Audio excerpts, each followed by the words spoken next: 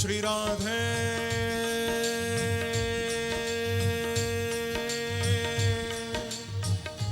श्री राधे।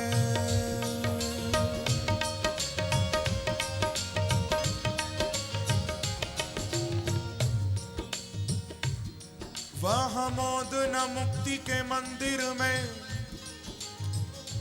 जो प्रमोद भरा ब्रजधाम में है। उतनी छवि राशि कहीं भी नहीं जितनी छवि सुंदर श्याम में है। जितनी छवि सुंदर श्याम में है। ओ जितनी छवि सुंदर श्याम में है। हाँ जितनी छवि सुंदर श्याम में है। ओ जितनी छवि सुंदर श्याम में है। शशि में न सरोज सुधा रस में ना ललाम लता अभिराम में है। शशि में न सरोज सुधा रस में ना ललाम लता अभिराम में है। उतना सुख और कहीं भी नहीं जितना सुख कृष्ण के नाम में है। जितना सुख कृष्ण के नाम में है। जितना सुख कृष्ण के नाम में है। ओ जितना सुख कृष्ण के नाम में है। ओ जितना सुख कृष्ण के नाम में है। जितना सुख कृष्ण के नाम में है। हाँ जितना सुख कृष्ण के नाम में है। इसीलिए का ये भाव से कृष्णा कृष्णा मुकुंद जनार्दना। ओ कृष्णा कृष्णा मुकुंद कृष्णा कृष्णा मुकुंद जनार्दना। ओ कृष्णा कृष्णा कृष्ण गोविंद नारायण रे। कृष्ण गोविंद कृष्ण गोविंद नारायण रे। कृष्ण गोविंद ये भाव से ओ कृष्ण कृष्ण मुकुंद जनार्दना। ओ कृष्ण कृष्ण कृष्ण कृष्ण मुकुंद जनार्दना। हरि बोल। ओ कृष्ण कृष्ण मुकुंद जनार्दना। बोला हाथ उठाकर ताली की सेवा करते हुए हरि बोल हरि बोल।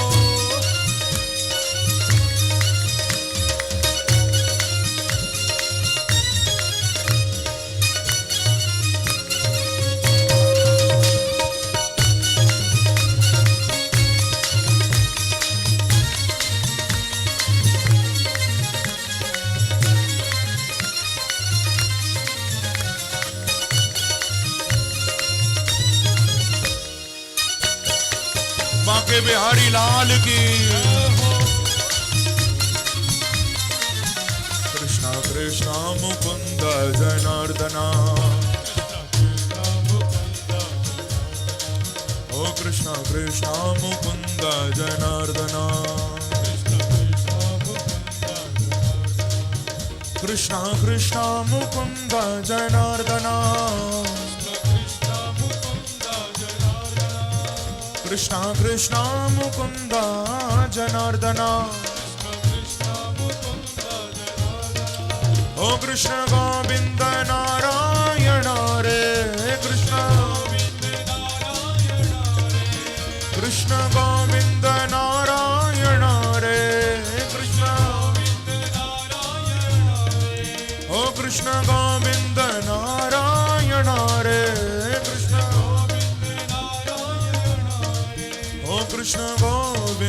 नारायण रे,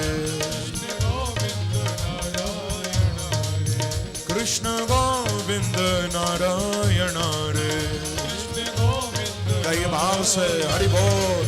ओ कृष्णा कृष्णा मुकुंद जनार्दन, कृष्णा कृष्णा मुकुंद, कृष्णा कृष्णा मुकुंद जनार्दन। ओ कृष्ण गोविंद नारायण रे, ओ कृष्णा कृष्णा मुकुंद जनार्दन। गाइए भाव से। ओ कृष्णा कृष्णा मुकुंद जनार्दन, कृष्णा कृष्णा मुकुंद जनार्दन, कृष्णा कृष्णा मुकुंद जनार्दन, कृष्णा कृष्णा मुकुंद जनार्दन, कृष्णा कृष्णा मुकुंद जनार्दन,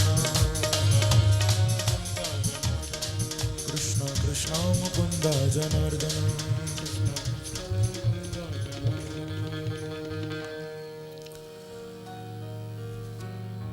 कृष्णा कृष्णा मुकुंद जनार्दना, कृष्णा कृष्णा मुकुंद जनार्दना, कृष्णा कृष्णा मुकुंद जनार्दना, कृष्णा कृष्णा मुकुंद जनार्दना, मुकुंद जनार्दना, मुकुंद जनार्दना। ओ मुकुंद जनार्दना, मुकुंद जनार्दना। बोलो वृंदावन बिहारी लाल की जय। जय जय श्री राधे, जय जय श्री राधे, जय जय श्री राधे। परम मंगल श्रीमद् भागवत महापुराण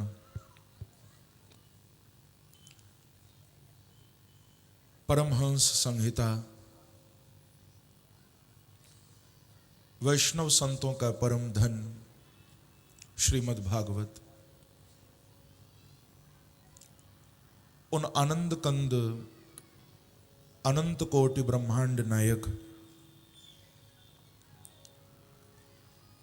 श्री वृंदावन चंद्र के एवं वृषभानुनंदिनी आनंद कंदनी श्री राधा रानी के युगल चरणों में ध्यान करते हुए आप सभी भगवत कथा प्रेमियों को प्रभु के पावन चरित्रों का वर्णन करने जा रहे हैं। प्रेम से कहिए श्री राधे। कल श्रीमद् भागवत के अंतर्गत आप भगवान के परम भक्त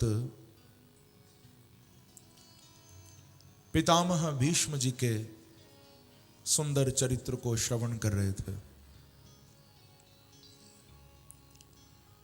आपने सुना था कैसे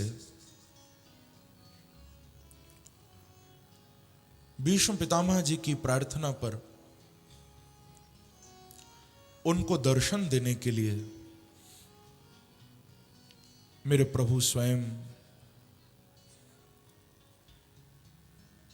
कुरुक्षेत्र पधारे थे। भगवान को स्वयं आना पड़ा था।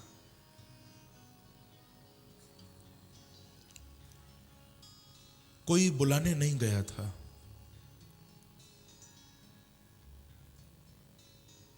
कृष्ण आए थे, स्वयं आए थे।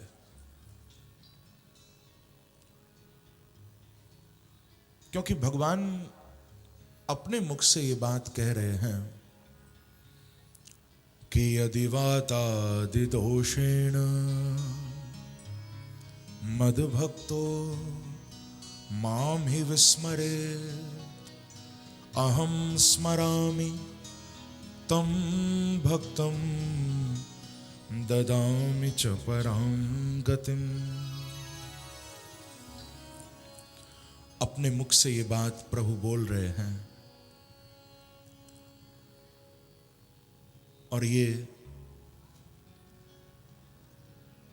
आप सबको सुननी भी चाहिए और समझनी भी चाहिए क्या बात कह रहे हैं भगवान।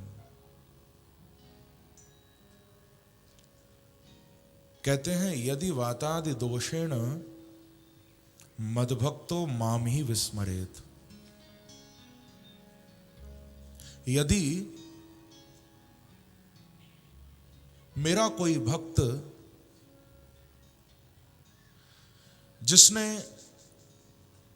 जीवन भर मुझे याद किया, जिसने जीवन पर्यंत मुझे पुकारा, पर अंतिम समय बुढ़ापा आने पर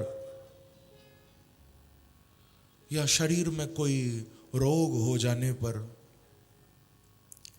कोई पीड़ा हो जाने पर, क्योंकि वृद्धा अवस्था में शरीर साथ नहीं देता, अनेक रोग हो जाते हैं, अनेक तकलीफें, शरीर साथ नहीं देता। लेकिन भगवान कह रहे हैं कोई बात नहीं, मेरे किसी भक्त ने यदि जीवन भर मुझे पुकारा हो, अंतिम समय वृद्धावस्था आने पर यदि वो मुझे न पुकार पाए, जीवन भर याद किया हो लेकिन अंतिम समय मुझे याद न कर पाए, तो भी चिंता की बात नहीं है, क्योंकि भगवान कहते हैं जिसने जीवन भर मुझे याद किया है उसके जीवन के अंतिम क्षणों में मैं उसको याद करता हूं और अपने आप दर्शन देने पहुंच जाता हूं। भगवान कह रहे हैं अहम स्मरामि तम भक्तम ददामि च परां गतिम। फिर अंतिम समय मैं उसको याद करता हूं और परम गति प्रदान करता हूं।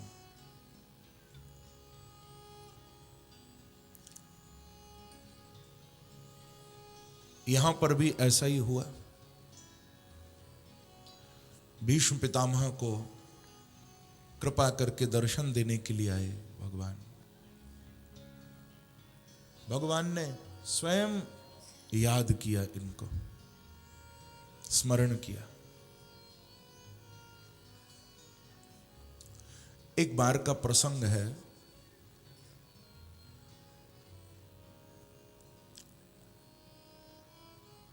एक बार भगवान श्री राम का दर्शन करने के लिए नारद जी महाराज भगवान राम के चरणों में पहुंचे। ध्यान से सुनना।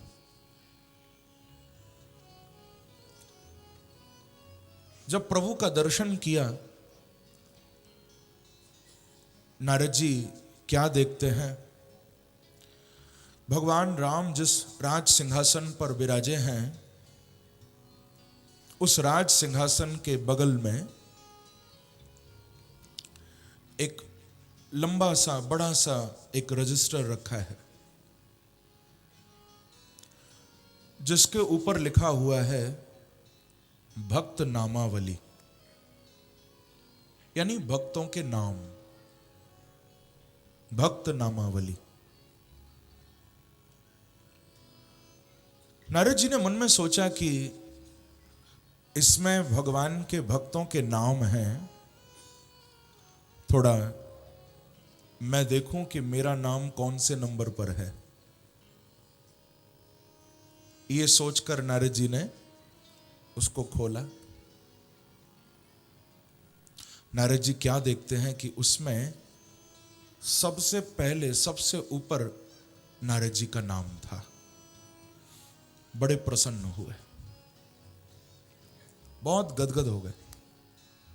मेरा नाम सबसे ऊपर। मन में सोचने लगे कि भगवान राम के तो परम भक्त हनुमान भी हैं,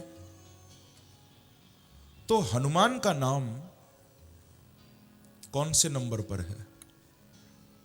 थोड़ा हनुमान जी का नाम भी ढूंढूं। हनुमान जी का नाम कौन से नंबर पर है? पढ़ने लगे, बड़े बड़े भक्तों के नाम थे उसमें, शुरू से लेकर अंत तक वो पूरा भक्त नामावली वो नारद जी ने पढ़ डाली, लेकिन उसमें हनुमान जी का नाम नहीं मिला। वहां से निकले नारद जी, बाहर भगवान के द्वार पर ही श्री हनुमान जी महाराज बैठे हैं। क्योंकि राम दुआरे तुम रखवारे, होत ना आज्ञा बिनु पैसारे। हनुमान जी तो राम के द्वार पर पहरेदार बन के बैठे रहते हैं। अष्टप्रहर भगवान के द्वार पर विराजमान रहते हैं। नारद जी निकले, हनुमान जी को देखा, हनुमान जी के मुख से निकल रहा था कि श्री राम जय जय राम, श्री राम जय जय राम। निरंतर हनुमान जी के मुख से राम नाम निकलता रहता है। श्री राम जय जय राम। नारद जी ने हनुमान जी को देखा और बड़े प्रसन्न होकर कहने लगे, हनुमान जी आज तो मुझे आनंद आ गया। बोले कैसे आनंद आ गया? बोले मालूम है अंदर जो भगवान के बगल में भक्तों के नामों की सूची रखी है, आपको मालूम है उसमें सबसे ऊपर किसका नाम है? बोले किसका नाम है? नारद जी ने कहा मेरा नाम है, यानी मैं भगवान का सबसे बड़ा भक्त हूं, सबसे ऊपर मेरा नाम लिखा है। लेकिन हनुमान जी आपके लिए एक दुख की खबर है। बोले क्या? मैंने उस लिस्ट में अच्छी तरह देख लिया, लेकिन आपका कहीं नाम ही नहीं है। तो मुझे तो आनंद आ गया, लेकिन आपके लिए ये अच्छी खबर नहीं है। भक्तों की सूची में तुम्हारा नाम ही नहीं। हनुमान जी बोले कि नारद जी क्षमा करना, अभी आपने भगवान के वो दरबार में रखी हुई भक्त नामावली यानी उस रजिस्टर को आपने पढ़ा है। भगवान राम के कमरे में रखी हुई उनकी पर्सनल नोटबुक नहीं पढ़ी अभी आपने। प्रेम से कहो श्री राधे। अभी राज दरबार में रखे हुए उस रजिस्टर को देख के आए हो, पर्सनल नोटबुक नहीं पढ़ी। अच्छा, क्या भगवान पर्सनल नोटबुक भी रखते हैं? बोले बिल्कुल, जाओ पढ़ो। नारद जी के अंदर कौतुक हुआ, तुरंत पहुंच गए भगवान के कक्ष में। भगवान राम शयन कर रहे थे, सो रहे थे प्रभु। नारद जी आए और आकर भगवान के बगल में वो नोटबुक रखी हुई थी, उसको खोल के पढ़ने लगे। जैसे ही उसको खोला तो क्या देख रहे हैं, उसमें सबसे ऊपर श्री हनुमान जी का नाम लिखा हुआ है। बोलो हनुमान जी महाराज की जय। सबसे ऊपर हनुमान जी का नाम, और दोनों में ही भक्तों के नाम हैं, लेकिन वहां मेरा नाम सबसे ऊपर, यहां हनुमान जी का नाम सबसे ऊपर। क्या दोनों में कोई अंतर है? मैं जानना चाहता हूं। भगवान कहते हैं कि नारद जी, ज्यादा अंतर नहीं है, थोड़ा सा अंतर है। बाहर जो रजिस्टर रखा है उसमें भी भक्तों के नाम है, ये जो नोटबुक है इसमें भी भक्तों के नाम है। अंतर बस इतना है कि वहां उन भक्तों के नाम हैं जो दिन रात मुझे याद करते हैं, यहां उन भक्तों के नाम हैं जिनको दिन रात मैं स्वयं याद करता हूं। बोलो भक्त वत्सल भगवान की, राजा रामचंद्र भगवान की। तो कहने का अभिप्राय, भगवान भी अपने भक्तों को याद करते हैं, भगवान भी अपने भक्तों का स्मरण करते हैं। आज भीष्म पितामह को भी प्रभु ने सद्गति प्रदान की। तत्र दुंदुभयो नेदुर देव मानव वादिताः। देवताओं ने दुंदुबियां बजाई थी, नगाड़े बजाए थे। भीष्म पितामह के ऊपर, भगवान के ऊपर खूब फूलों की वर्षा की थी। भगवान ने खड़े होकर पांडवों के द्वारा भीष्म पितामह जी का अंतिम संस्कार करवाया अपने सामने।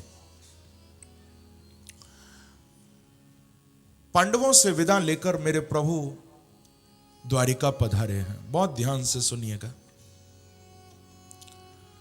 आनर्तान स उपव्रज्य सुरधान जनपदान स्वकान। द्वारिका में भगवान का बड़ा स्वागत हुआ। पीछे से परीक्षित जी का जन्म हुआ। परीक्षित के जन्म के समय भगवान द्वारिका से फिर लौटकर पांडवों के पास आ गए। जब परीक्षित पैदा होने वाले थे, भगवान द्वारिका जा चुके थे, लेकिन फिर आ गए द्वारिका से। क्यों आ गए? भगवान ने मन में सोचा कि मेरे जिस भक्त परीक्षित के द्वारा मेरी भागवत का प्रचार होने वाला है, एक बार उसका दर्शन मैं स्वयं करके जाऊंगा। जिस भक्त के द्वारा मेरी भागवत का प्रचार होगा, ऐसे भक्त को एक बार देखूंगा, उसका दर्शन करूंगा। इसीलिए द्वारिका से वापस आ गए।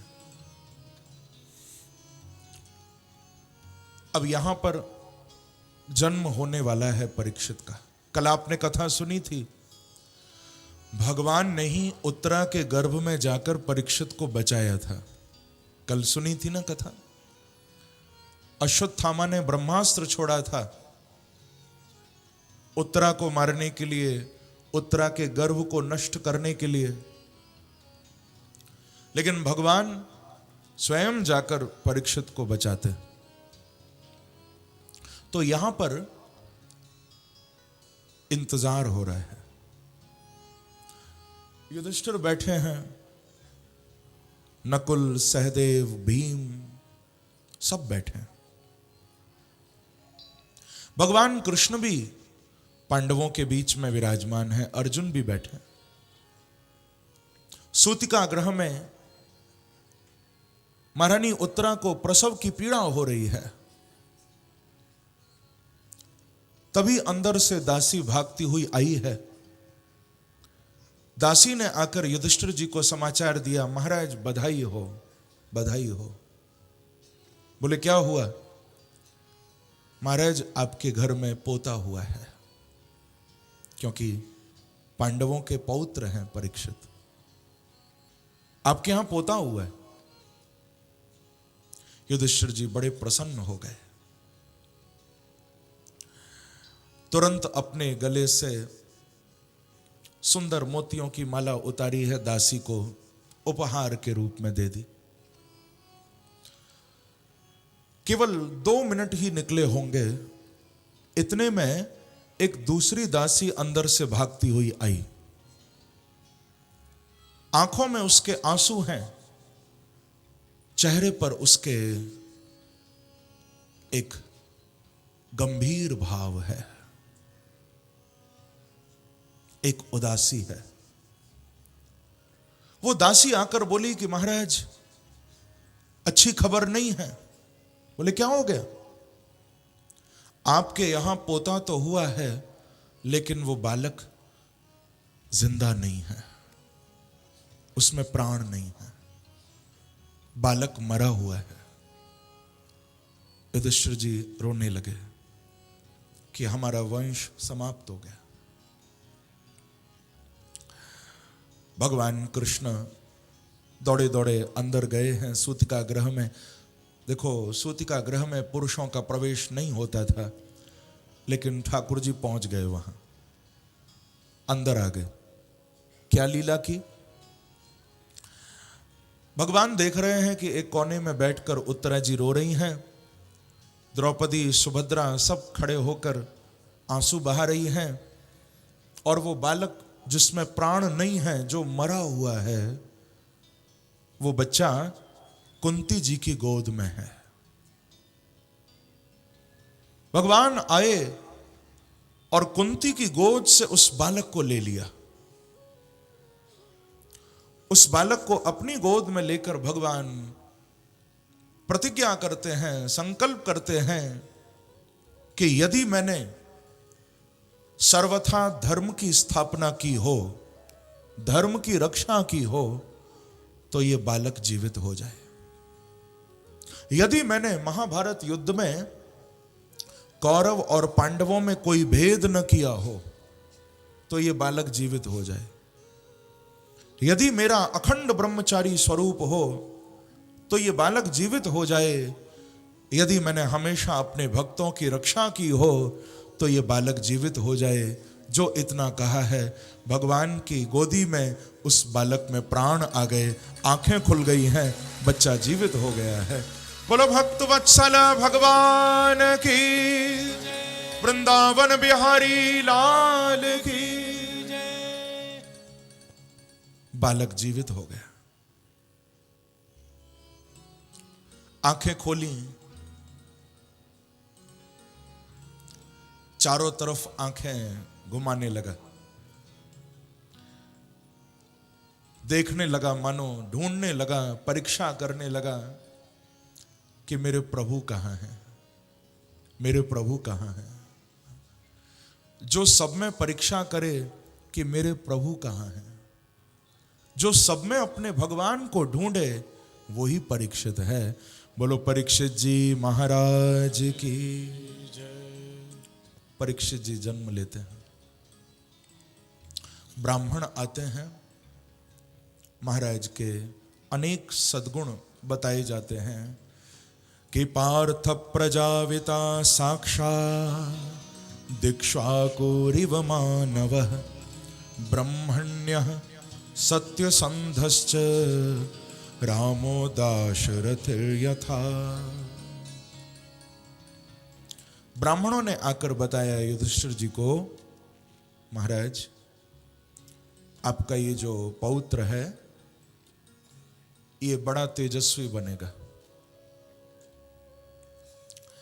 ये भगवान राम की तरह अपनी प्रजा को सुख देने वाला होगा। जैसे भगवान राम के राज्य में कोई दुखी नहीं था, ऐसे ही इसके शासन में प्रजा सुखी रहेगी। ये तेजस्वी राजा बनेगा। रंत देव इवोदारः ययाति रिव धार्मिकः।